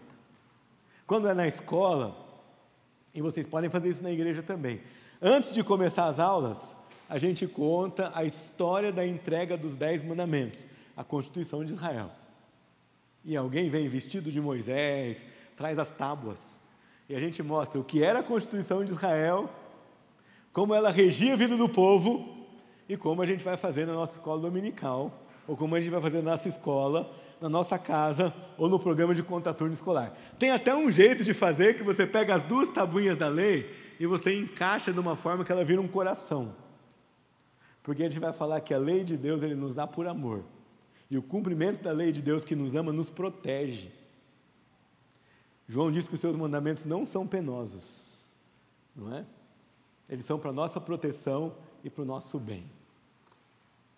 Eu vou parar de falar sobre a Constituição, senão daqui a pouco eu vou fazer um apelo aqui sobre isso. Estudo de palavras. Estudar exaustivamente uma palavra e o que ela significa. Especialmente aquelas palavras que são modeladoras de cosmovisão. Produção de texto. Nós precisamos levar nossos filhos, alunos, inclusive da escola dominical, a escrever. Escrever sobre o que estão aprendendo. Escreve uma carta para o seu avô que não é crente sobre aquilo que você aprendeu. Escreve uma carta, um texto para o seu vizinho que sempre fala: oi, tudo bem, como você cresceu? Escreve uma cartinha para ele: olha, escrevi para você uma cartinha para contar o que eu aprendi na escola dominical. Eu tinha uma ovelhinha na igreja, ela falou para mim um dia assim, ela tinha 9 anos, pastor, você pode me dar um curso? Ela chamava Amanda, eu falei: Amanda, um curso de quê? Pastor, é assim, olha, eu venho aqui na escola dominical, e daí domingo à tarde eu fico batendo na porta dos meus vizinhos e falo: seu filho pode vir na minha casa? Eu queria ensinar uma coisa para ele. Aí eu recolho as crianças da vizinhança e ponho elas todas na área de casa. Ela virou para mim e disse assim: mas pastor, elas são tão indisciplinadas. Eu preciso de um curso para saber como é que eu ensino essas crianças. Então, essa coisa, ajudar essas crianças a escrever e a falar daquilo que elas estão aprendendo. Produção de texto, desenvolver a habilidade disso. Linha do tempo é estudar o assunto em ordem cronológica, tá certo? Deus fez uma aliança com Noé. Quais outras alianças Ele fez com quais outros homens na Bíblia? Eu faço uma linha do tempo das alianças bíblicas de Deus. O dilúvio foi um ato de julgamento. Quais outros atos de julgamento eu tenho na Bíblia? Eu faço uma linha do tempo dos atos de julgamento. O dilúvio também foi salvação. Quais são outros atos salvíficos de Deus na Escritura? Eu faço outra linha do tempo. Não é só cronologia. Essa linha do tempo que eu faço precisa me fazer enxergar como esse assunto se desenvolveu e como ele coopera comigo na minha compreensão de Deus e sua atuação no mundo. Literatura. Quais são livros que afirmam a minha fé e a minha cosmovisão? Como eu leio clássicos da literatura mundial que afirmam valores cristãos? Existe um projeto chamado AMO, Apacenta Minhas Ovelhas. AMO foi criado pela doutora Elizabeth Ilmas. É uma americana que trabalhava na primeira escola por princípios. Só que ela pensou assim: do jeito que nós estamos fazendo, a abordagem educacional por princípios está confinada a uma parcela muito pequena de crianças, porque são só aquelas crianças que vêm para o estudo numa escola privada. E ela ficou inconformada com isso. Então ela criou um programa de Bíblia, História e Literatura para crianças em situação de vulnerabilidade. E ela testou isso, sabe em qual país? No Brasil, na cidade de Panamirim. O programa chamava Feed My Lambs. Mas aí o pastor Rubens Cartacho falou assim: não faz sentido isso aqui em Panamirim. A criançada vai falar Feed My Lambs, não vai saber o que é. Então ele trocou por Apacenta Minhas Ovelhas.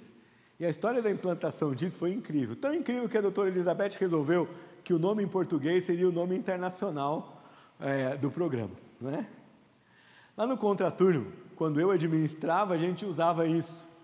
Então eu li com as crianças Pinóquio. Sabe como funciona? O professor lê em voz alta, e enquanto você lê, as crianças pintam um desenho. Você fala assim, que loucura, não é? Gente, 100% das pessoas que iam visitar o projeto olhavam para esse momento com uma expressão de descrença no rosto. Tipo assim, as crianças não estão ouvindo nada. Mas a doutora Elizabeth, ela estudou uma teoria que dizia que a atenção de uma criança maior concentrada, quando ela está ocupada com outra atividade que exige a manipulação, o uso do corpo e o uso dos sentidos dela. Todas as crianças que estavam ali, a maioria delas não crentes. Eu li aquele dia o capítulo de Pinóquio que falava do grilo falante. Quando eu terminei, comecei a fazer perguntas para as crianças. E elas começavam a responder as perguntas da história. Naquele dia tinha um visitante. Ele estava assim, o rosto dele foi ficando assim, ó. Cada pergunta certa que a criança fazia, ele ficava mais espantado. Até que eu cheguei e disse para elas, nós estudamos hoje sobre consciência. O que é consciência mesmo? Eles disseram assim, aquilo que me ajuda a pensar no que é certo e errado. E eu perguntei para eles, quem na nossa história representa a consciência? E as crianças falaram, o grilo falante? É, o grilo falante. Tá? Então essa história de ler clássicos da literatura mundial, eu me lembro no meu tempo em São José dos Campos, quando eu era criança, não tinha UCP, tinha Liga Juvenil. Quem cuidava da Liga Juvenil era a filha do pastor. Não esqueço dela, nunca. E depois que eu me tornei pastor, eu encontrei com ela num curso de professor de crianças, e eu disse isso para ela. Não é? A tia Miriam era filha do reverendo Miguel Orlando, que era o nosso pastor naquela época.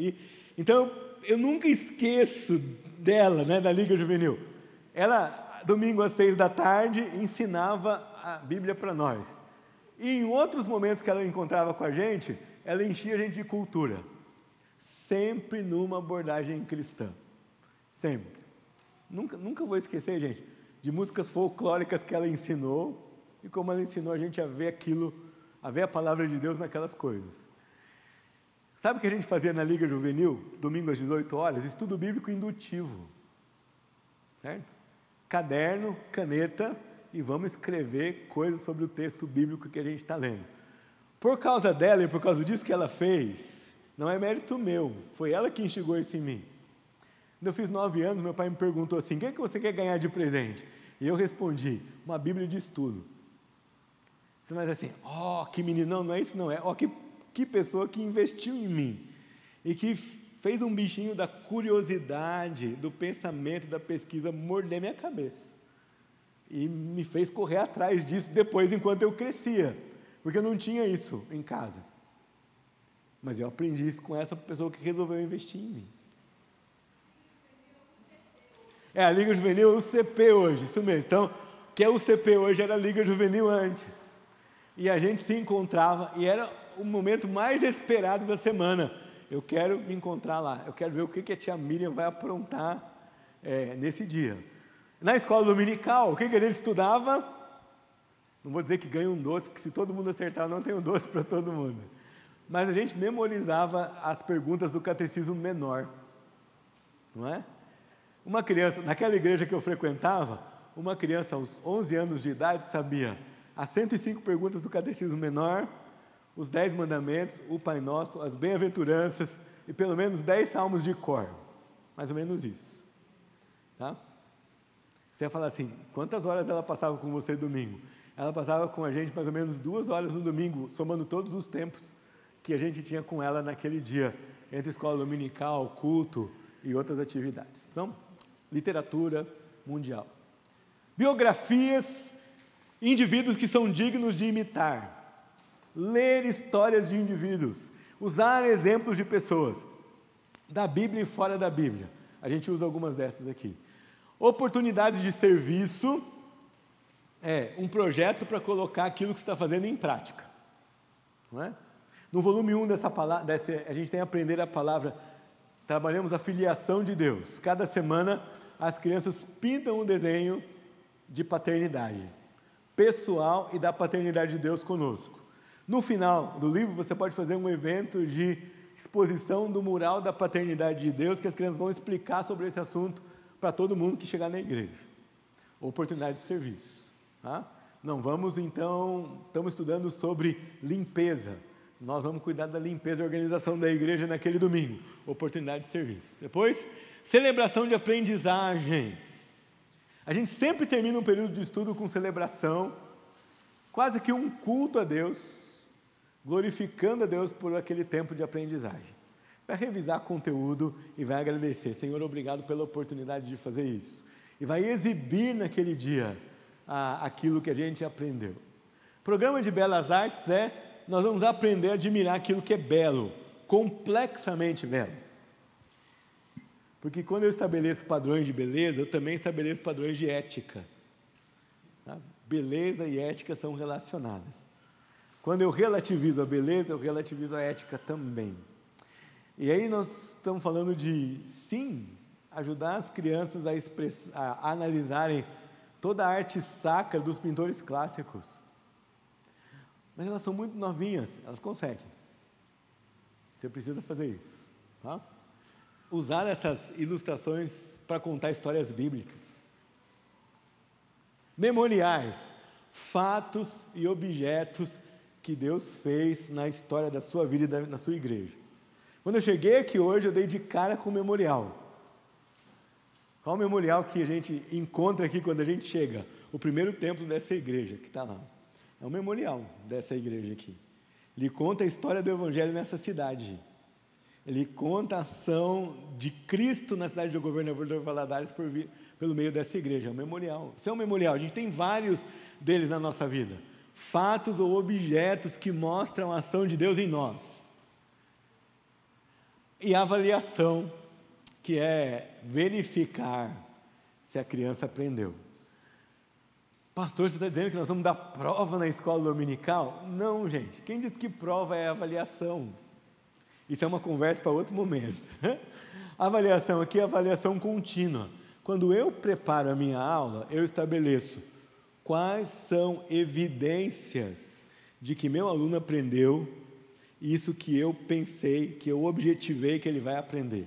Ao final da aula, que respostas ele vai me dar, que atitudes ele tem que ter, o que eu espero. Se eu verifico essas evidências de aprendizado, então eu avaliei o meu aluno. Tá? Esquece que a única avaliação possível na vida é prova. A prova tem o seu lugar, mas há milhões de outras maneiras de avaliar. E a avaliação nossa, ela é formativa. Como é que chega o material do seu aluno na escola dominical? Isso é avaliação também. Tá?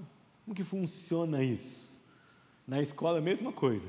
Lá na escola que eu visitei, americana, o armário dos alunos não tem porta. Certo? Tem porta. É tudo aberto, é tudo aberto. Aí eu perguntei para a professora, escuta, de quem são esses armários? Ela me disse, dos alunos. E eu perguntei, por que eles não têm porta? Não é? As portas estão estragadas, qual que é o negócio disso? Ela falou, não, porque o exercício de autogoverno de manter as suas coisas em ordem. A porta esconde bagunça. Aqui ninguém vai bagunçar o seu armário. Tá? Avaliação formativa, tá certo? Tem gente que tem uma caverna no armário, né? Sai até o cachorrinho de lá quando abre. Não é assim que funciona, tá?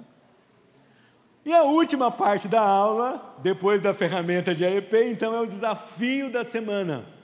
São vários desafios que as crianças vão ter para fazer, ok? Acabou a aula, passou-se uma semana, nós vamos para a segunda aula. Segunda aula desse material, como é a segunda aula? A gente começa com o que eu chamei de pesquisar. Você estuda a palavra-chave, lê os textos bíblicos, compara definições.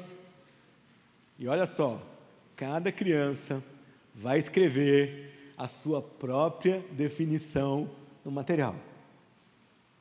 E o que você tem que fazer como professor? Acompanhá-las e ver como cada uma está definindo aquela palavra. Tá? É isso que a gente vai fazer. No final de cada livro, para o professor, tem todas as palavras usadas no livro traduzidas do dicionário Webster para ajudar você a ter um dicionário cristão no seu material. E a gente vai ajudar o aluno a escrever a própria definição. Depois ele vai raciocinar, ajudar o aluno a pensar na definição da palavra, na Bíblia, e aí é a hora que você vai ensiná-lo a raciocinar por princípios. Vocês chegaram a qual conclusão? Vocês vão falando com eles. Isso que vocês estão falando é um princípio, vou dizer para vocês qual é. É esse princípio. Esse princípio nos ensina assim, assim e assim. Tá bom?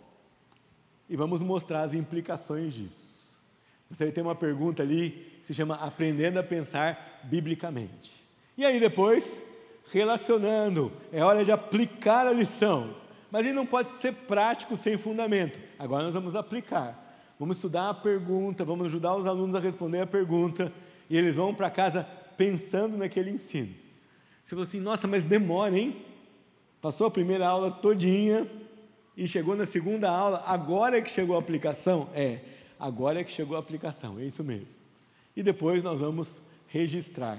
Elas vão escrever aqui, elas vão falar sobre o registro pode ser a lição de casa.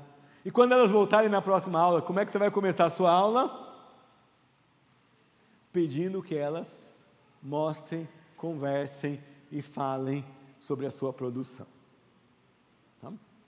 E aí o que aconteceu? Acabou a sua primeira lição. Agora só faltam 14. Não é? Aí você vai para a segunda lição e começa tudo de novo. Certo? Primeira aula, todos aqueles passos. Segunda aula, todos aqueles passos. Tem exemplos dos materiais aí no final para vocês. Tem exemplos para crianças pequenas, tem exemplo para crianças maiores. E tem um exemplo para crianças, para adolescentes. O último exemplo é para adolescentes. Ok? E já eu explico para vocês como isso aqui tudo funciona. Vão comigo para a página...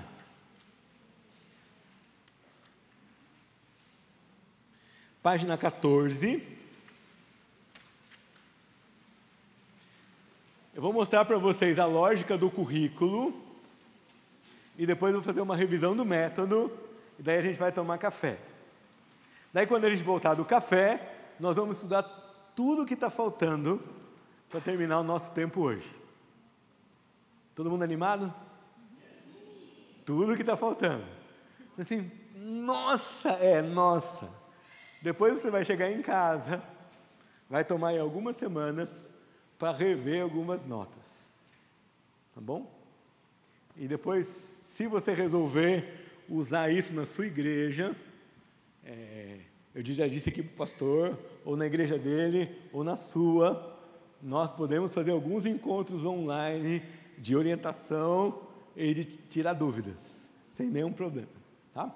Lógica do currículo, vamos lá comigo. Tá, começamos aqui, página 14, primeiro livro, Criação, crianças de 3 anos, nós vamos fundamentar a origem da vida em Deus. Crianças de 4 anos, vamos estudar famílias da Bíblia.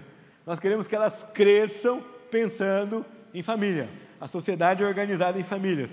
Nós queremos que elas desejem ter uma família, que elas aspirem a formar famílias desde criança.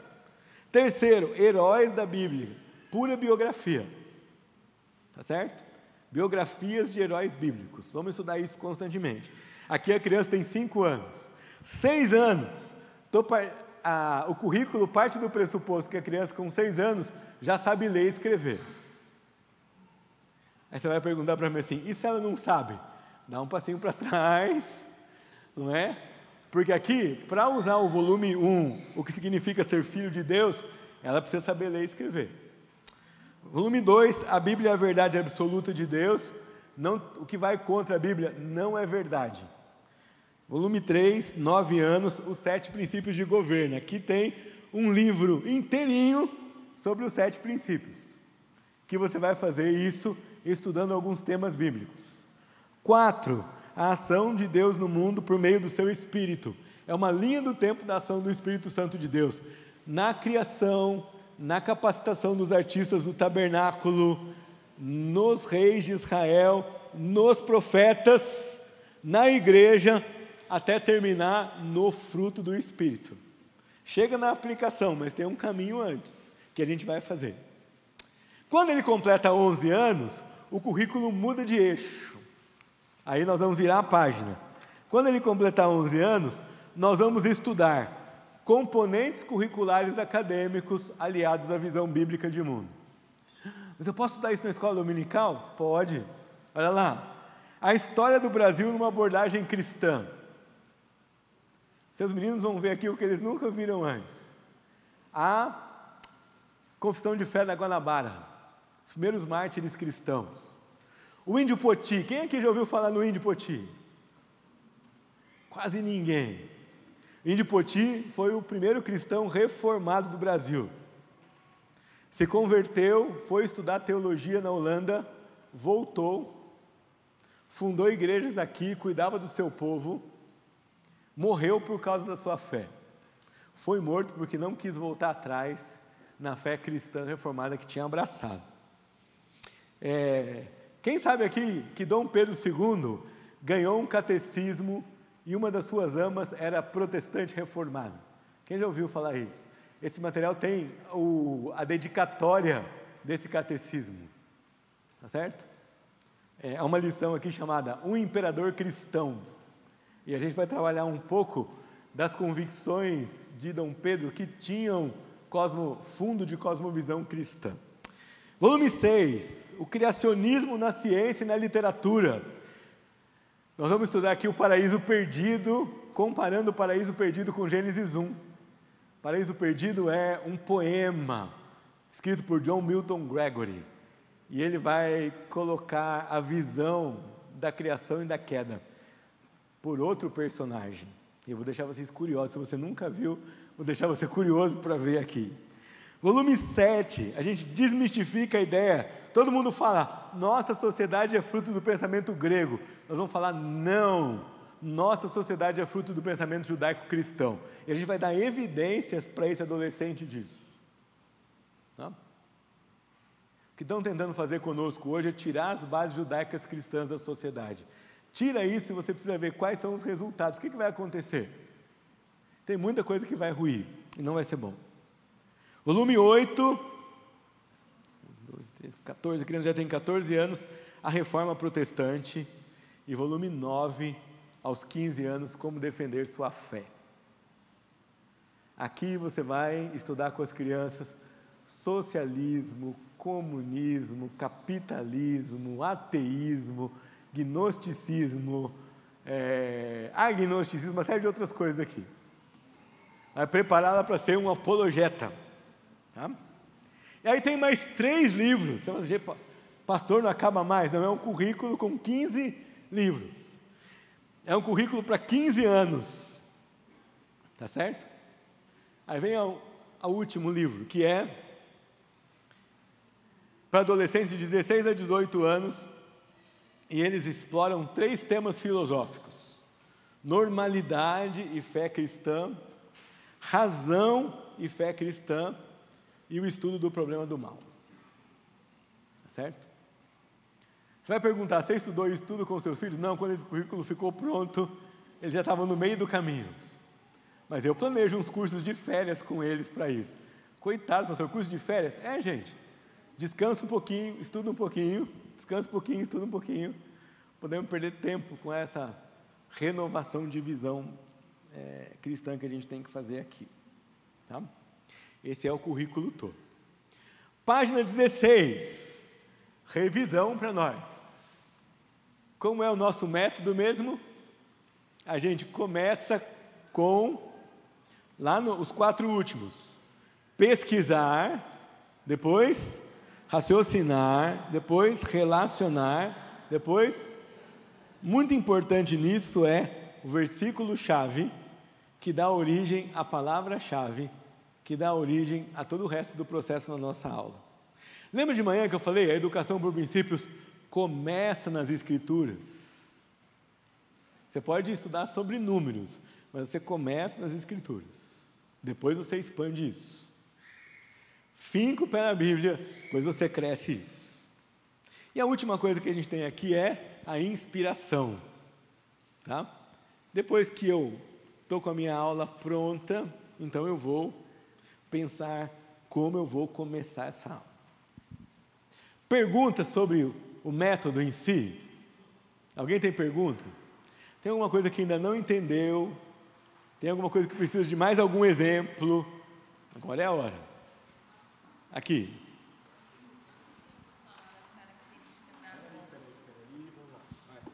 Quando o senhor começou a falar das características da abordagem, o senhor falou que era 4, depois uma e um. Isso, eu não entendi. Qual que é essa outra uma? Inspiração é o mais um. Entendi. Tá? 4 mais 1, porque a inspiração não está na sequência da pesquisa. A inspiração é um passo adicional que você usa depois, quando você está com a sua pesquisa pronta, quando você vai pensar na sua aula. É por isso que é 4 mais 1. Tá bom? Mais algum? Mais alguma pergunta? Levanta a mão, ali atrás, ó.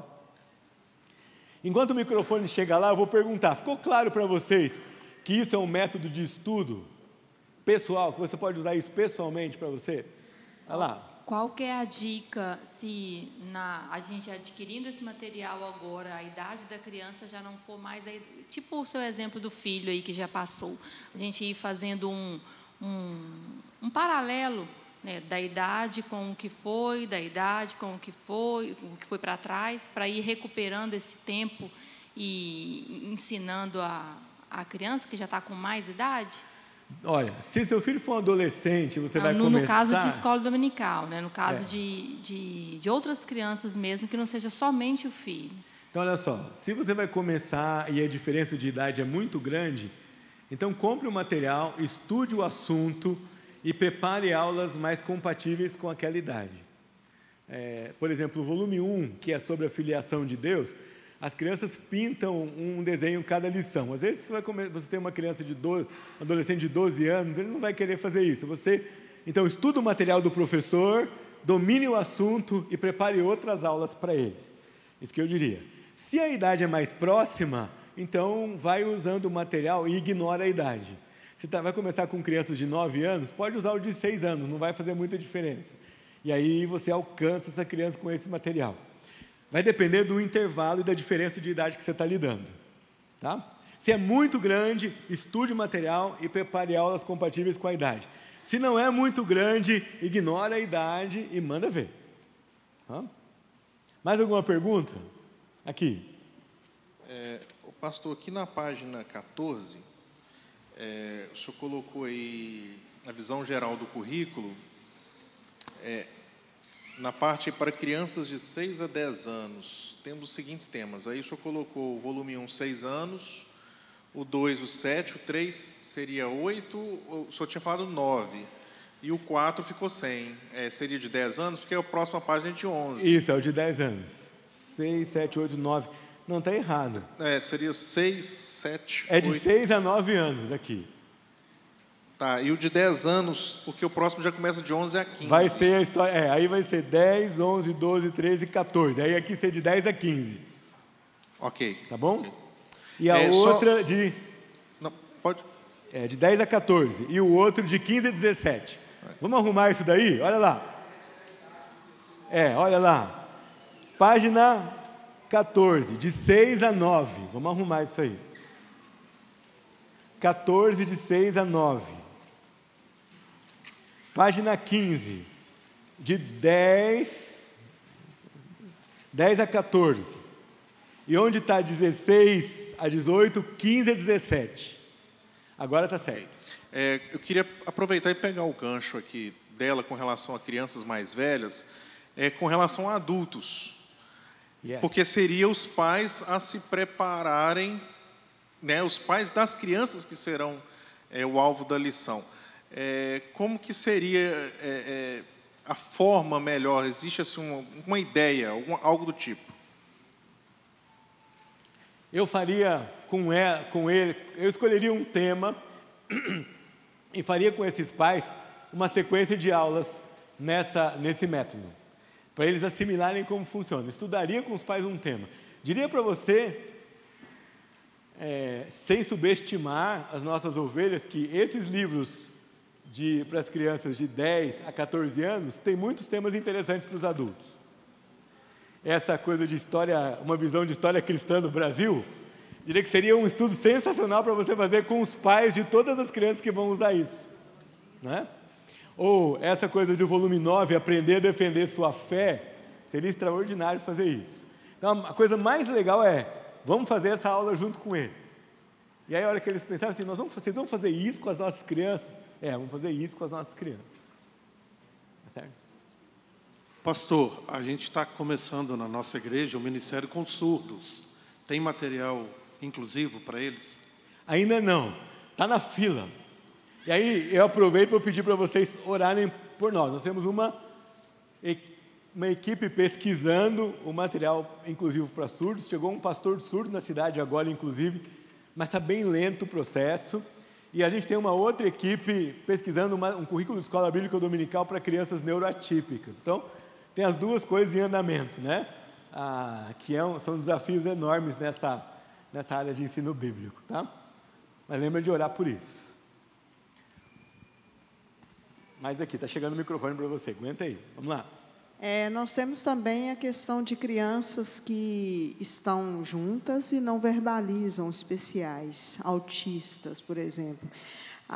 Tem algumas, por exemplo, que a gente trabalha com visual, é aquilo que elas conseguem aprender. Então, tem dias que na minha sala eu tenho que passar filme para elas, referente à história.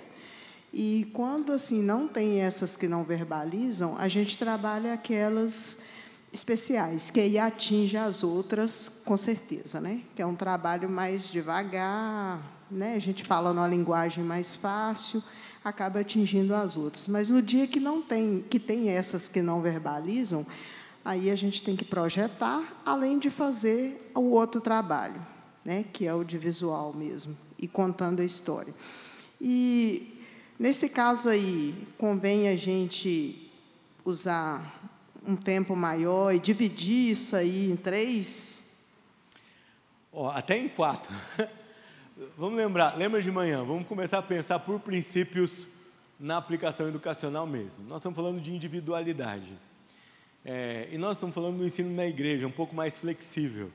Então, o tempo precisa ser servo do nosso objetivo de educar e não o contrário. Eu preciso ter liberdade de dizer, o meu grupo de crianças não vai levar 2 domingos para estudar uma lição, o meu grupo de crianças vai levar 4 domingos para estudar uma lição, e eu preciso ficar bem com isso. Então, sem problema. Então, a ideia, não é obrigatoriamente andar com material, é ensinar. É ensinar. A estrutura precisa ser servo do seu objetivo maior, individualidade, abordagem tutorial. Eu preciso organizar as coisas do jeito que os meus alunos caminhem comigo. Eu posso ter alvos para ele, eu posso chegar no alvo de cumprir aquilo que o material está colocando, mas eu não posso forçar isso. Então, se não está indo, eu preciso fazer, eu dou um passo para trás e vou dizer o que eu preciso fazer para ir. E vou preparar o terreno para isso. Tá? Mas a experiência tem mostrado que a aplicação consistente da educação por princípios traz progresso e resultado para diversos tipos de crianças. A Day Spring School, lá nos Estados Unidos, eles têm um projeto chamado Salmo 139, projeto de crianças especiais. Elas estão, em alguns momentos, com as crianças e elas estão separadas. E nesse momento que elas estão separadas, elas têm atendimento específico. E elas não são subestimadas por causa da dificuldade que têm. Elas têm um currículo, elas têm ensino, elas têm o ritmo delas, mas elas aprendem e elas celebram um aprendizado. Então, sempre a gente tem que pensar qual é a maneira de atender os indivíduos com suas necessidades especiais e a melhor maneira de fazer isso. A resposta não é simples, porque ela é personalizada, ela não é padrão. Né? O pensamento bíblico não vai padronizar todo mundo, vai dizer, faz assim. Você vai ter que construir isso analisando sua realidade. Tá bom? Mais alguma pergunta? Não precisa se calar para sempre, você pode fazer daqui a pouco, se você não se lembrar agora, tá? Nós vamos tomar mais um cafezinho, o nosso horário está dizendo aqui, que é das 15h30 até as 16h. Quando a gente voltar às 16, nós vamos fazer uma aula prática. Eu vou ser o professor e vocês vão ser os alunos. Me aguardem. Então nós vamos voltar e vamos fazer uma aula prática com esse material que vocês têm aí. Tá bom?